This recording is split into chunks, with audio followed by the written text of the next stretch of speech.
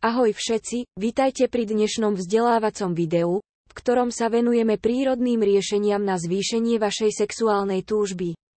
Ignorovanie problémov s prirodzenou sexuálnou túžbou nemusí byť najlepším krokom, ale skôr než siahnete po liekoch, poďme preskúmať bylinné domáce prostriedky, ktoré sú bez vedľajších účinkov. Naším prvým bylinným liekom je Ginkgo biloba. Vyniká predovšetkým schopnosťou zlepšovať krvný obeh, najmä v oblasti pohlavných orgánov. Tento zvýšený prietok krvi nielenže prispieva k vzrušujúcejším chvíľam, ale aj k lepšiemu libidu, predĺženej erekcii a lepšiemu orgazmu. Výskum pevne podporil jeho účinky na zvýšenie sexuálnej túžby u mužov aj žien. Prechod na žihľavú bylinu, ktorá zohráva kľúčovú úlohu pri udržiavaní hormonálnej rovnováhy. Keď základné hormóny ako testosterón a estrogén nie sú v správnej rovnováhe, môže to viesť k nízkej sexuálnej túžbe. Žihľava prichádza na pomoc tým, že podporuje voľný obeh testosterónu, vďaka čomu sú muži sexuálne výkonnejší. Teraz si poďme povedať o mandliach, ktoré sú univerzálnym prírodným liekom na nedostatok alebo nízku sexuálnu túžbu. Či už sa mandle užívajú s mliekom alebo samostatne, dokážu zázraky. Namočte 10 mandlí cez noc, olúpte ich šupku a ráno ich skonzumujte. Ak chcete chutnejšiu možnosť, rozmixujte mandle s horúcim mliekom pomocou mixéra.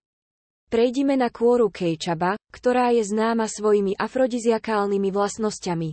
Okrem zlepšenia pamäte a zníženia nervozity je táto bylina kľúčovým hráčom pri liečbe sexuálnej slabosti a ponúka holistický prístup k sexuálnej pohode.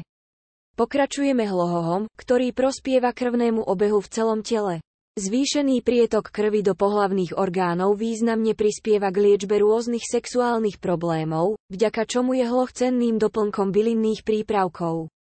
Do hry vstupuje Tribulus terrestris, vyzbrojený steroidnými saponínmi ako účinnou látkou. Táto bylina sa môže pochváliť mnohými výhodami pre sexuálne zdravie, od zlepšenia nízkeho libida a riešenia erektilnej dysfunkcie až po zvýšenie hladiny testosterónu a zvýšenie celkovej výdrže. Teraz preskúmajme ashwagandu, známu aj ako indická zimná čerešňa. Táto bylina, oslavovaná pre svoje skvelé účinky na zvýšenie libida, bola v ajurvéd základom na rôzne liečebné účely. Tuto máte cestu 7 bylinnými domácimi prostriedkami, ktoré nielenže riešia nízku sexuálnu túžbu, ale prispievajú k vašej celkovej pohode.